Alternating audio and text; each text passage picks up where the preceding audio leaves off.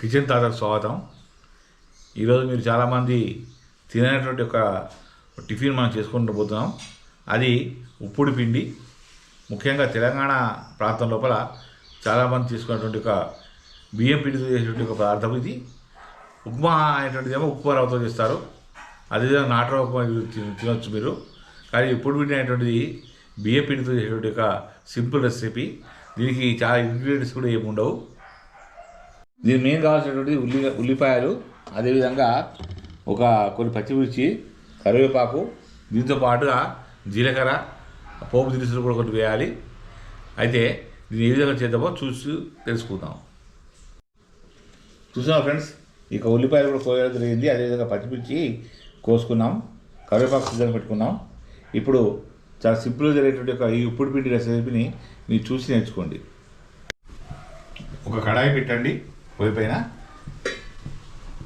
ఇప్పుడు ఒక 2 చెంచాల ఆయిల్ పోయండి.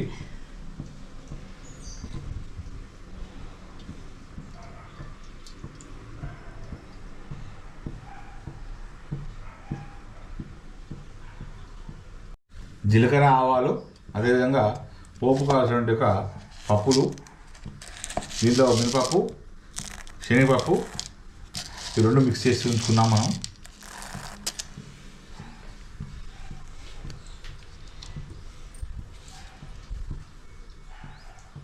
ముందుగా కొన్ని జీలకర్ర, అదేవిధంగా ఆవాలు వేయండి.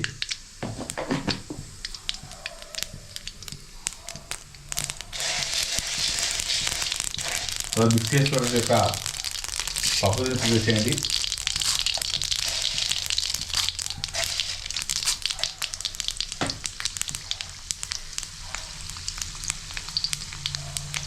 కొద్ది వేగిన తర్వాత ఉల్లిపాయలు, అదేవిధంగా పచ్చిమిర్చి మొత్తం వేసేయండి.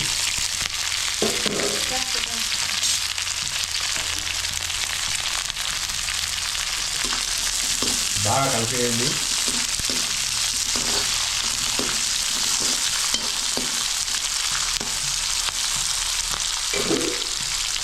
మనం ముందుగా రెడీ పెట్టుకున్నటువంటి కరివేపాకును కూడా దాంట్లో వేసేయండి.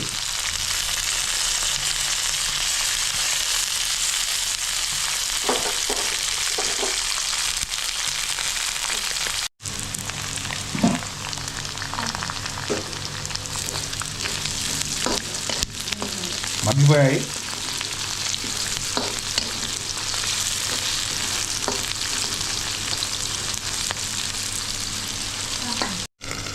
కొన్ని నిమిషాల తర్వాత కొంచెం లైట్గా మగ్గింది. మళ్ళీ ఇట్లా కలబెట్టుకోండి.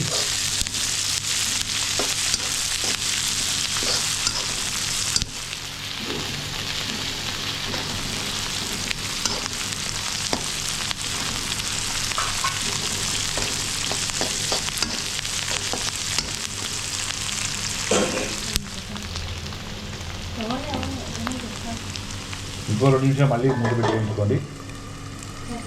ఇప్పుడు మేము ముగ్గురు చేసుకున్నాం కాబట్టి ఒక 300 ml అంటే దాదాపు ఒక గ్లాస్. చూడండి, ఈ గ్లాసు ఇది 300 ml వచ్చేటువంటి వాటర్ వచ్చే గ్లాసు. అంటే మనిషికి ఒక 100 ml వాటర్ వేయండి.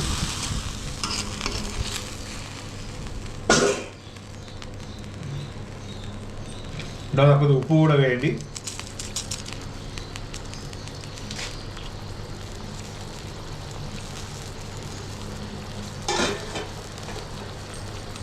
ఎసరు వచ్చేంత వరకు కొంచెం మూత పెట్టి ఉంచండి.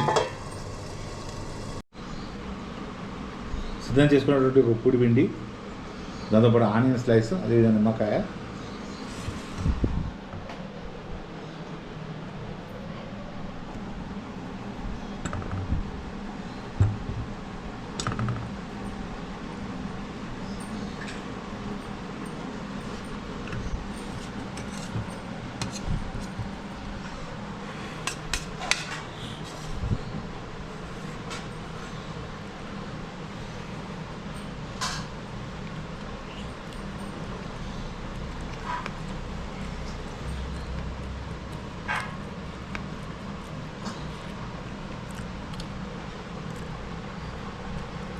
ఉప్పుడు పిండి, నిమ్మకాయ పెట్టుకుంటే లైట్గా పుల్ల పుల్ల టేస్ట్ బాగుంది.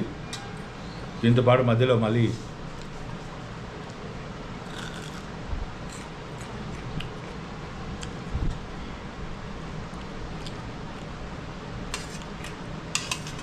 ఒకటి తినగానే మళ్ళీ ఒకసారి తినాలనిపించేట్టుగా టేస్ట్ ఇది.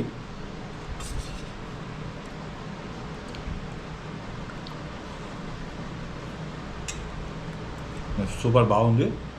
మీరు చూడండి, లైక్ చేయండి, అదేవిధంగా బంధువుల మిత్రులకు షేర్ చేయండి, మీ ఒపీనియన్ కామెంట్ చేయండి. Thank you.